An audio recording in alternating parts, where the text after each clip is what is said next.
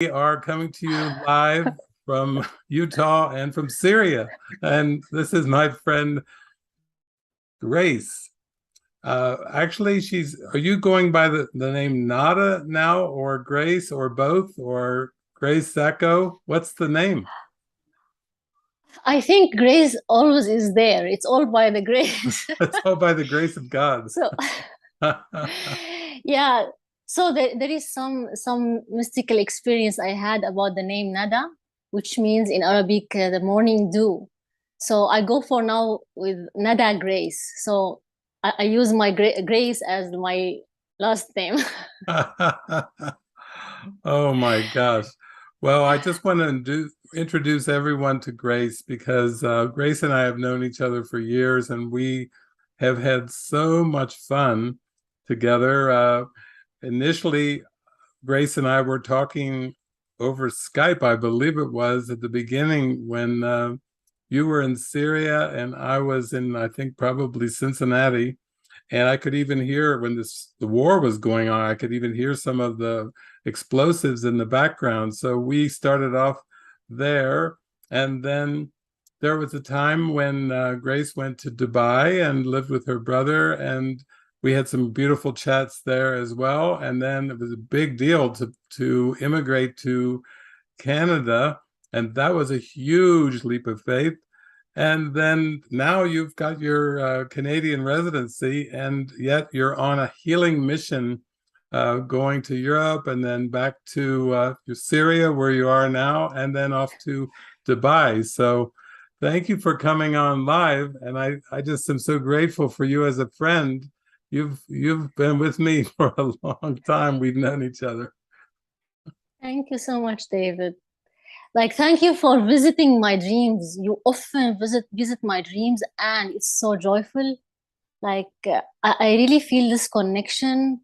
Like, thank you so much, David. Like now I am in Syria, and I was telling you just a few minutes ago, I came here really just because I want to remember this initial joy of when I first met you and Janie.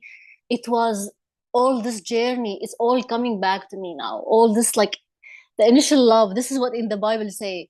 Come back to the initial love. The That's it. primary, I think it says this something like this in English, to the primary, the initial love. So I'm coming back. It feels like somehow this immigration journey has taken me to other avenues. It was somehow confusing. Yeah. I needed to remember. Yeah, that's it. Well, it's beautiful, that you're in Syria because there's so much history related to religion and spirituality, related to so many things. So I guess you were born in Syria and then you were raised, and your father was a Christian minister, right? He was a Christian Yeah. minister. So that's kind of interesting, growing up in Syria with a father as a Christian minister, and then you've gone through so many healings around religion and around spirituality. And we were just talking briefly a little bit earlier, and you still said there was still some residues about like a guilt or a shame around believing something or doing some spiritual journey or a religion that was outside of your traditional Christian upbringing, your programming. And so it was so beautiful because Grace said she's back in Syria. She's visited her dad who was not well, and she was praying to Jesus. What about all this crucifixion and blood and all this bloody mess? And what did Jesus tell you? What did the voice tell you? Yeah, so I was having this conversation, and like I was saying, like, there is still some charge whenever I remember that, because my father had really this, there was some kind of seriousness when he wants us to believe in the sacrifice and the blood. And I was really in that deep prayer when I said, Jesus, what about this blood thing? He said, don't project that bloody thing on me, because it was so nice. And I said, wow, because there is still the belief in me that there is the need for like something for revenge, like there is still belief in attack thoughts, something that this kind of the force, something that needs to attack, the violence, even if I want to call it karma, like even if as long as something needs to be paid. So it felt like wow. And I said, wow, it looks like I have a huge mind that I projected the whole thing on the church. Yeah. I mean, on the whole, like on my whole life story. And I said, wow, please show me more and more of these answers. Like, show me more. Yeah. Yeah. Oh, it's beautiful.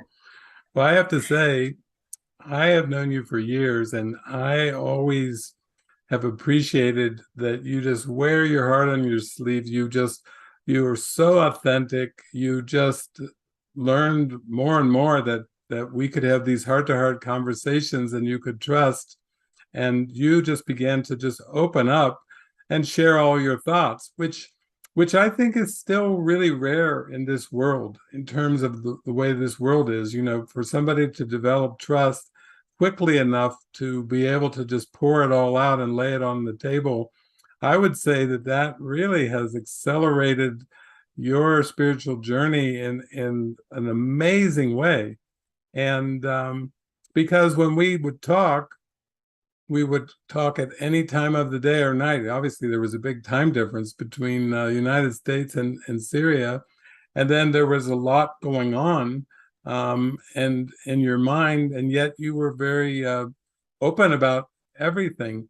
And then when the opportunity came, we talked many times when you were in Syria, but when the opportunity came to go to Dubai, you did feel intuitively like this was like some kind of a major step to go and stay with your brother.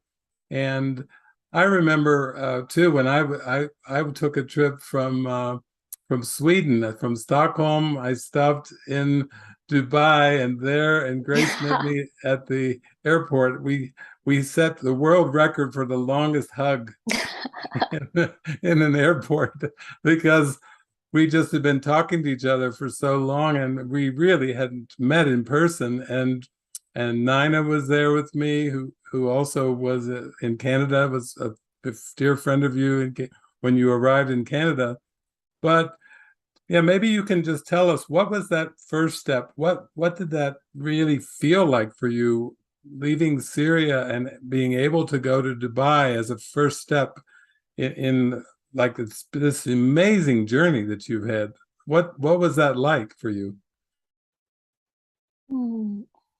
Thank you, David, for these questions. It's really very helpful to remember my journey. Like, if I really want to go back to the actual first step, it's about how the miracle of meeting you and the Course in Miracles. This is what I call the first step. Okay. I feel the second step for me to take the leap of really taking the practical and just really to trust that I am worthy of actually going going and following my heart, about my heart core. I didn't really want to be in this country since I was a child. So for me, when the war was there, it felt for me like as if like something from my deep inside was calling for, please hear me. Something like somehow I need to get out of here. So it was really interesting that the war was the way I felt, like as if like collectively there was a something calling, I want to get out, and it was a war. Mm. and and because of that, I was being able to be sponsored by my brother, and I went to Dubai. Like he sponsored me actually.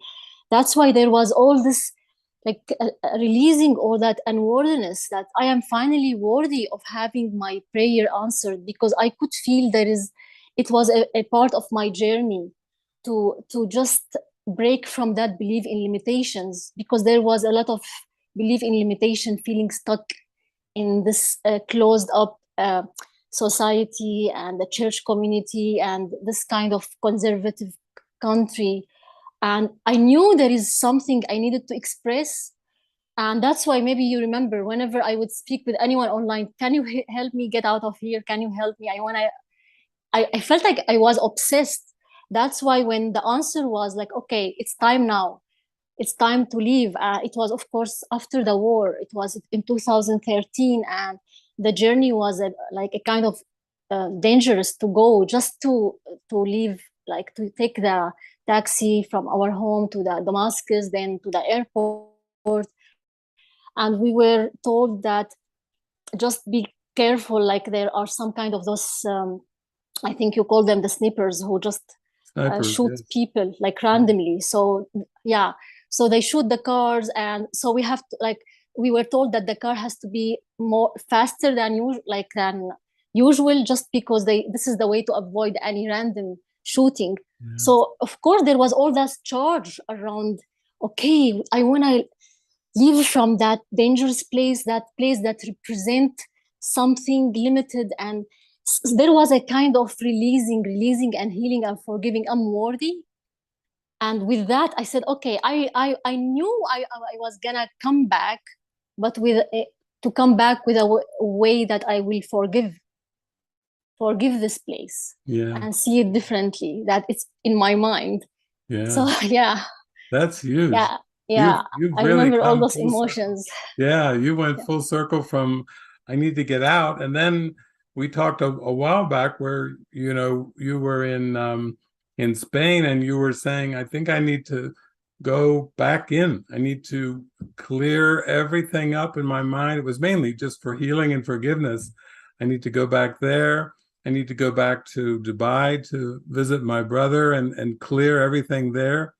Because it's such a journey of emptying the mind of all of the thoughts and beliefs, and the mind is so deep, and it does take a lot of determination. I mean, I know a lot of people from traveling around the world in 44 countries, but I have to say that, your story of starting like in seemingly surrounded in a war with bombs going off and feeling I have to get out of here, then intuitively praying and knowing that your next step was with your brother in Dubai. And then that was a miraculous time we could even meet, you and I and Nina there at the airport. I have to tell everyone too, she brought me gifts and she dressed me up like a sheik. And I said, Oh oh my my God, God. here I am as a Christian minister. I said, oh my God, this is, I think we'll just do it for a photo op with you and I, but we had so much fun, and that was just amazing. I think I have never looked like a sheik before, but you did it. You transformed me. So tell me, I, what happened? What I'm was that happy you are about? mentioning this. Yeah, David, I just wanted to say it's funny you are mentioning this, because the other day I was looking through the pictures and I saw that pictures of us in Dubai, and I said, oh, I want to send those to David, and I want to ask him if it's okay. We post few of them, but I'm gonna send them to you first. Okay. All right. We have so much fun. We do have fun. Now, when we've had our talks, we've talked about everything. Like there's practicalities, like you going to Dubai with your brother, and then when you were there, you were still continuing your inward journey, but there was things around finances and things that, those are just the steps everyone takes to start to unwind from this ego belief in lack and financial dependency, people pleasing, doing things, possibly sometimes with relatives, we do things because we think that's the good thing. We should do this, we should do that. So you've kind of taken the rapid journey, and you've just had to face thoughts around finances, family, sexuality. Anybody who's going into this should know that when you work with Jesus and A Course in Miracles, in the depth of it, you're going to have to face everything that you believe in. And wow, yours could be made into a movie of the week, I think, or maybe a whole series. Grace. Serious. Grace comes to see the nada of the world and the everythingness of love. That's Wow. amazing. Thank you, David. Yes, I always tell people that I feel my journey is a course in miracles. I feel it's a course in miracles, like a path. When I say a course, it's like a path. So if I really look back and see all this, I mean, thank you for helping me recap all this and just to look back and see, count the blessings and just not to take all of that for like, not to dismiss, I mean, like there is a lot of challenges that were coming my way and just unwinding from that belief of like, my belonging, like being the good sister. Like when my brother asked me for financial support, like I can't say no. I have to prove I am the good sister. Like I have to do something somehow like the family obligation, like because we have the family ties. It's very serious here in the Middle East, and just also at the same time seeing that like forgiving a lot around gender. Like my brother is the one who actually has the final word, and he is the one who sponsored me. He is the one who actually has the money, and I have to show him my gratitude by giving him when he needs. And all this, it didn't feel really. It was just a way to say, yeah, yes. It's like to please, just feel true. And yeah, I still feel there is charge in my body while I say it, because just in 2 days I'm going to Dubai to clear out everything there. Yeah. Good timing. 2 days away from that healing trip too. And just because a few days ago I was with him on the phone and there was a lot of rage coming out of me, just like enough is enough. Like, and I felt like I told him, I feel I am doing my divorce paper, like I'm divorcing you psychologically, because there is a lot like like dependency, like here, like Yeah. I need to divorce you. I feel it's not really about any money as much as about like something like a umbilical, they call it cord, the cord. Like I need to Umbilical cut cords. something. Yeah, Yes. you've had a sibling, a belief cord holding in your mind the sibling self-concept, and now you're doing this for the whole universe. You're healing all family constellations. You're healing all codependencies with your willingness in your mind to just follow your intuition and follow the spirit. The other thing I remember too is when you got to Dubai, you were there for some time, and then that feeling again, when we would talk, you would say, I need to get out. I need to get out. And so I remember us praying and praying and praying. And I talked to Emily, I talked to Jason, Kirsten, Francis, and I'd just say, yeah, I just feel Grace's heart. She's praying and praying and praying and praying. And she really needs a country. She just needs a country to go to. So I was like, well, let's see. What is one of the most open-minded countries I can think of out of all the countries in the world? And I thought, Canada. Canada is a possibility. And then Grace was saying, well, yeah, they do accept refugees, and that's quite amazing about Canada, how they accept refugees. One of the most open countries I've ever seen in terms of the world. And then the more we prayed was like, well, you have to have a sponsor. And we're just a band of mystics. We live just a simple life. So we don't have like big bank accounts and lots of worldly symbols, lots of cars and houses and bank accounts. But we did have a nonprofit up in Yeah. Canada. It was called Living Miracles Canada. So I just started. It was one of those far out ideas where it felt Jesus was saying, yeah, you've got a nonprofit now, use that to get Grace over to Canada. And I'm like, really? Wow, I never thought of that. I've never done anything like that before in my life, before then or since. It was just a beautiful prayer. Well, Jesus is going to get Grace out of the Middle East somehow. Wow. And Wow. and there was a big synergy. And I know there was lots of calls, and I know Jason and Emily had lots and lots of calls with you, and I'd have an occasional call. But tell us about that. That was like a giant leap too, because Oh my God. for a lot of people in the Middle East, they would like to come to another Mm. country. And even I meet people in South America who have said in Argentina, Colombia, Venezuela, we would love to come to the United States or Canada. And so tell us how that happened for you. You just had to take every step, almost like you were a secret agent and you were on a possible mission, but you had to really follow your heart and keep your prayers and determination going. Oh my God, David, that I feel that was the miracle of my life. That was the practical. I mean, when I speak about practicality, I feel like because going to Dubai was a step, but I didn't feel really. I was still in that region. I wanted really to be in a as I said in a free place in terms of like what I mean from all the sides of the like releasing and expressing and feeling that I can even be closer to you.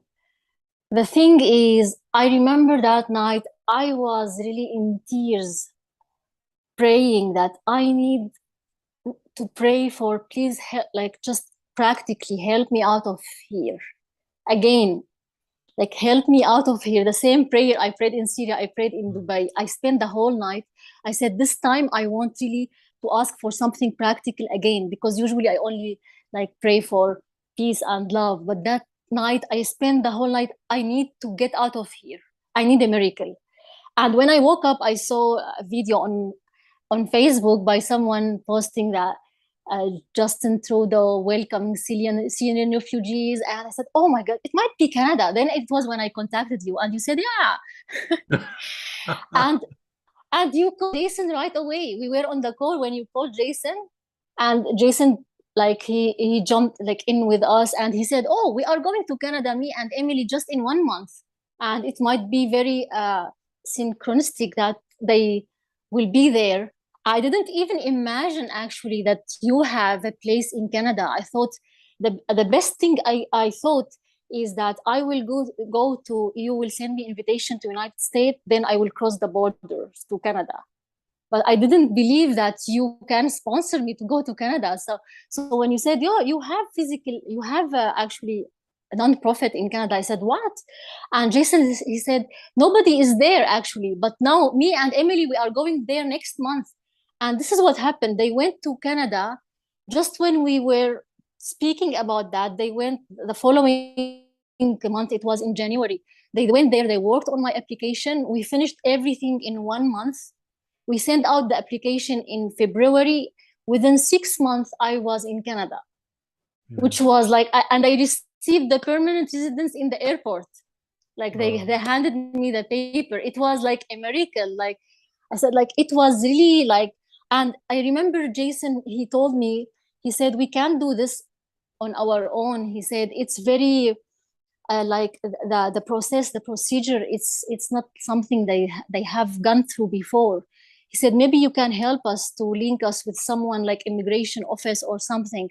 And I didn't know anyone myself then. So I called the immigration office in Dubai. I asked them if they know someone. And then they told us they know, they work with someone in Canada. She is part-time immigration consultant. And we contacted her. We were supposed to contact her through the office in Dubai. But then after Jason and Emily, they contacted her, it was just like the spirit flowing. And she was only 5 minutes away from Jason and Emily in Vancouver in Canada. And it was very, very like smooth. And Jason was telling me, he said like, this is all like going very flowing. And they met her and she said she doesn't even need money. She does this as a donation, like part-time. She does this because it's her passion to help. Yeah. So we ended up working with her and she was just reviewing, helping us with the application on their side and my side. Yeah. And yeah, the whole thing was, yeah, I ended up in 6 months. That's a miracle. It is such a miracle. These are all just beautiful symbols. These are for Course in Miracles students who just think you just sit in your room and you just do your lesson and you don't go out and you don't do anything, and everything, even in terms of the world, is just symbols of our willingness. But you have really had a deep prayer. There's actually a movie called The Island, and at one point in the movie, it's pretty late in the movie, the two main characters fall off of the top of a skyscraper, and they go down, and everything's crashing and falling, and they go down, and they fall into a net, and basically there's a man there who goes, Jesus loves you. And then a few seconds later, he goes, I know Jesus loves you. Well, Jesus is really taking care of Grace here. Oh, I'll say that much. Jesus has been watching you. oh. Now, I want to shift a little bit because I remember you picked up the guitar and you started practicing and you learned the guitar and you have a beautiful voice. And that's an example of the Spirit coming through you, because even when you got to Canada, that was something that the Spirit used through you. I mean, there's a lot of refugees coming in there. There's a lot of people from Syria. It's a whole new world. It's a whole new life. They're frightened. They're disoriented. They don't know how they're going to survive.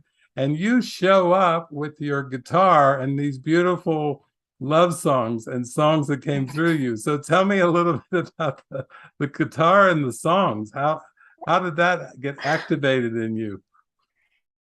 I just want to say that the guitar was my mighty companion. It got you through a lot. Yeah. Actually, I became much better guitarist in Canada because I spent much more time, like a lot of time, just especially when there was all those waves of like going through the nowhere and not knowing what to do. It was just my holding my guitar and playing the music and just putting myself out there, showing up, letting people know that I would love to share this music. So I was actually invited a few times to an event, so few events in Canada, in Vancouver. I performed in few of them, like they were like fundraising for Syrian refugees. Some of them, they were just like humanitarian, but few of them actually I started as like for those who were for Syrian refugees, but it was also about, it's not just about the for Syrian. There, it was more about sharing the joy and the love. It's not just about the seriousness of the war. So that's why I wanted to bring this joy and sharing from my story, sharing the joy and the love. And also sometimes I performed as hand drummer because I discovered I am very great hand drummer in Canada. Good. It was Another pouring talent. through me, and some people thought that yeah, I didn't even know that before landing in Canada that I am great and at drumming. And people would tell me that you become like a channeler when you drum. Like, and I say I would just joke and I say I feel like drum it away, like just drum it. And just like guitar and hand drummer, I would like. Also, I was invited to go to perform in a church, churches. I mean, more than one church and restaurants, and yeah, I feel it was all, yeah, part of just remembering the joy, because there was a lot of times that I would go off track, you remember those times. Yeah, Like sometimes I would even reach out to say, what the hell I'm doing here? yeah. Yeah. Well, So you were it so was true. it was music very helpful. Oh, that's beautiful. You've always been very transparent, I'm sure, in the music and the drumming, just in your conversations with me. And then, um, so you have your residency now in Canada. You really hung in there and went through lots of things, relationships and all kinds of healing in Canada. Then you went over to with Jenny and Barrett there, and that sounded like I was watching all the Facebook pictures and seeing you on some calls on Saturdays. You were watching my movies and sitting there Yeah. waving and tucked in a nice little couch and watching. But that was a pretty big healing again for you, because I think in Mm. some ways you kind of had seen me and Jenny as like your spiritual dad and mother. So you even were transparent and said that to me on the phone. It's like now I'm going through a healing of letting go, letting down my spiritual mom and dad. I had to go through the biological family, mom, dad, brother, and then even, with spiritual, we could just say advisors or friends or whatever. This Jesus is really just teaching us that we're all the same. We're all the same one. We're all equals. Nobody's ahead. Nobody's behind. We're all just the love. That's what he's trying to teach us. But tell us about that. How did that go? Because I remember you called me when you were out on the streets, and you said, "Oh my God, I got kicked out." your your worst nightmare, kicked out of a spiritual community. But then we got, right away you got to talk to Jenny, and it just turns into love, a big loving experience with everything. Yeah, it's funny that we are exposing this and just like releasing all the seriousness around it, because it's really a joke when I look how I when I look all the reflections and how I was actually, just to summarize, like during my stay in Spain, I was like a little child kicking and fighting for 3 months. For 3 months. Just like to summarize, like the summary. Oh. I ended up actually writing a song and sending it to Jenny and to the community there, which summarize like my journey as an answer from the Spirit, who says to me, "It's all yours." And in the song, I say, "It's all your perception. There is no deception. It's all deception. Sorry, it's all your perception. There is no exception. It's all deception of the mind." So this is what I say in the song. And then I say, "My child, no need to hide. My child, no need to bite." So because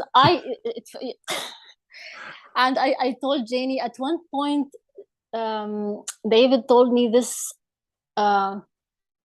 words when I was new in Canada, and it was really tough when I heard this, or like don't bite the hand that feed you, and there was still charge around what this means, and I knew that even though you explained to me you were talking about the Spirit is the hand that feeds us, we were not talking about people. Yeah. So since there was still charge in me around like believing that like somehow there is something that I was still releasing about why this happened, or why David said that, why Living Miracles did that as my sponsors. So Jenny kept repeating to like whenever I would kick and bite, Jenny says, "Don't bite the hand that." she kept giving it back to you. Oh my God, it's back again in Spain. So actually, I think she kept repeating it until I get it. Oh, that's the way the Spirit works. Until there was no charge around it, I really started to feel the love about this. Okay, it's all because there was still desire for war in me. It was clear that there is the warrior in me who wants to kick, and like it felt like sometimes it felt like very hard for me just to allow the Spirit and not to defend.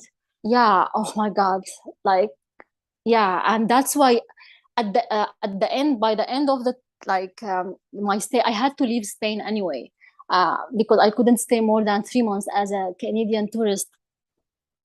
So there was a sense, because I have my own trauma around like abandonment and rejection, so I was still working through it. And by the time of me leaving there, all that was flooded in me. There was panic around feeling now I am moving, and somehow feeling that they are kicking me out. Now they are changing. There is something.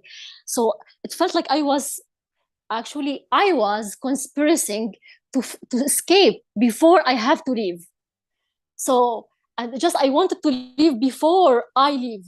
So somehow, miraculously, Janie could feel that I was not really with them anymore, in the Spirit, because in my mind I really was trying to escape. I was trying to do things that just to not to face something in my mind. Then she told me maybe it's time to leave. I didn't want to hear that. I wanted to leave before I hear that.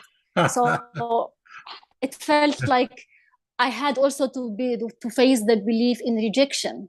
Yeah. So, okay, oh, Janie rejected me, or the community rejected me, when actually I was just facing all this belief in my mind that I was projecting on. I wanted people to tell me that. So I wanted Janie to tell me that, so I can see what's really in my mind. So yeah, we are still talking, me and Janie. She's still supporting me. She's still like, yeah, my I call her my angel.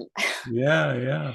Yeah, That's so beautiful yeah. because I think anybody who goes through the transformation and the mind training knows that it's about reclaiming the power of your mind, reclaiming the power of being aware of the power of your thoughts and the power of prayer. And so you're just, this is like a movie of the week. You've gone from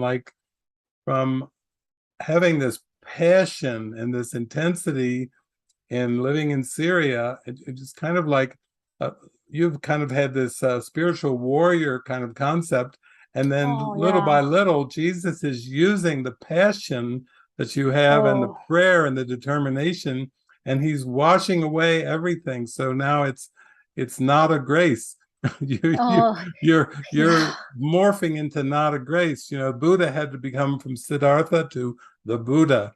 And Jesus had to go Yeah. from Jesus of Nazareth to Jesus Christ, which Oh is not a yeah. last name. That's just a state of mind.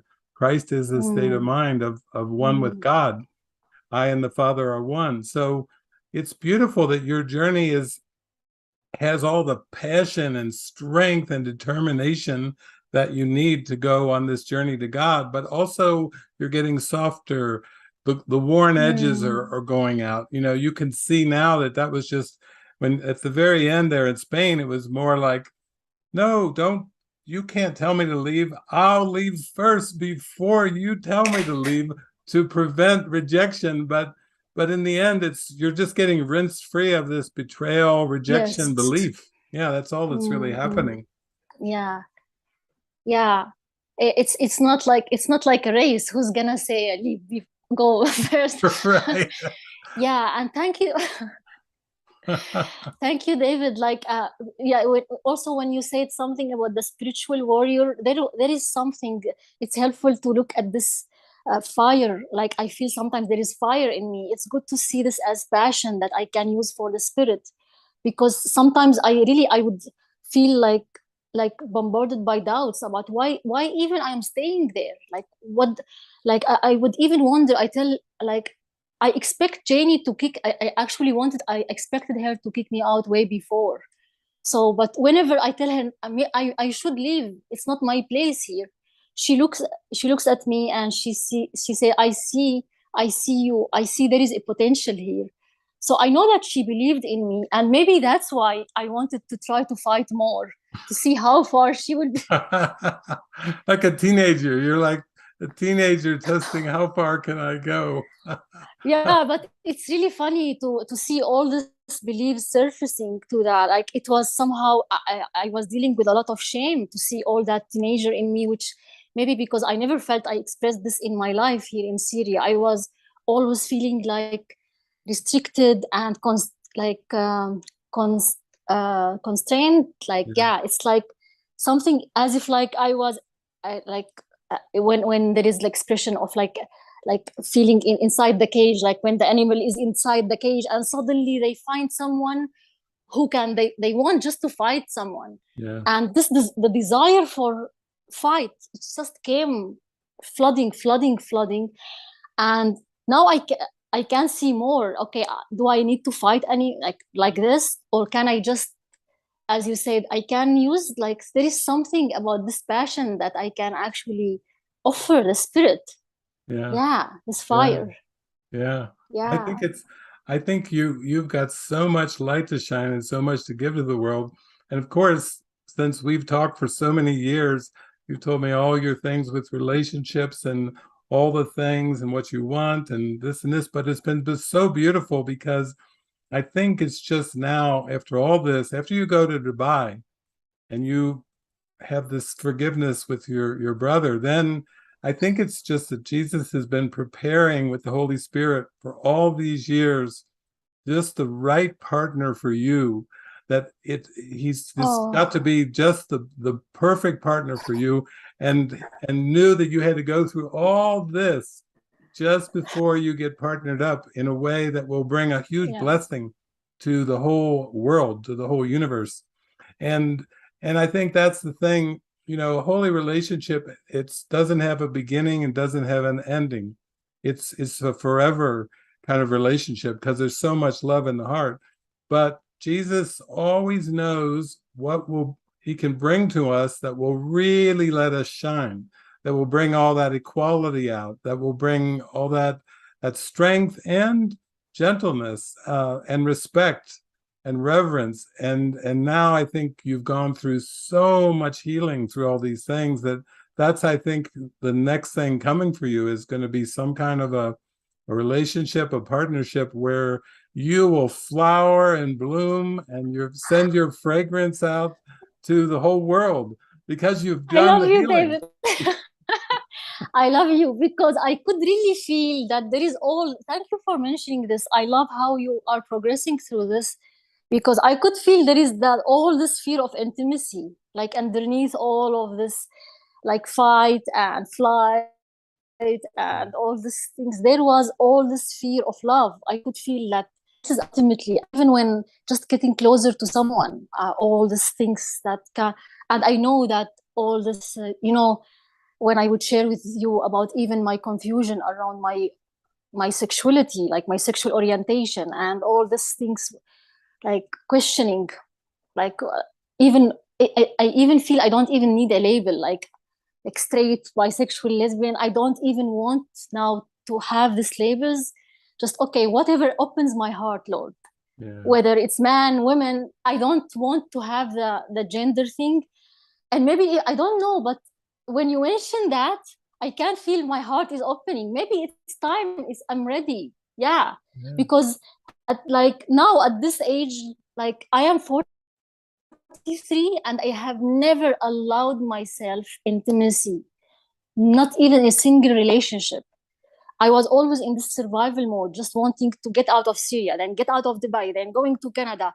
But I'm still feeling I am like in my 20s in this, the feeling of like, as you said, the teenager. Like I don't even understand age. I don't even understand what is that. I feel like I'm still, yeah, just ready to play. Yeah. Well, there's Yeah, your thank you prayer for right mentioning there. this. You just said it. The prayer is, Lord, bring me a relationship that will open my heart. And that's it, period. You don't have Period. to put in the preferences and all I would prefer this and this, because that's how the world operates. People do dating and relationships like they do when they're going to a grocery store and they're checking out the ingredients and they prefer this, and oh, it's too much cholesterol and too much fat, but that's not the way healing works. When you just say, here I am, Lord, and bring me the relationship that will allow me to feel true intimacy with you, with God, with my brothers, my sisters, bring it to me, and you know what's best for me. So the rest was Yeah, just a washing away. All that yeah. was a prelude. Yeah. And like just a few days ago, I was having this prayer with Jesus, like until I can even like until I receive this inner relationship with Jesus, I don't even know how to be in a relationship. Like this inner intimacy, this is what is my heart desire, and I feel it's all happening. Yeah. And yeah, it's gonna be only reflection when that person is there, but and I know that my desire is to have this intimacy as ongoing experience, like Yeah. this connectedness. Yeah. Yeah.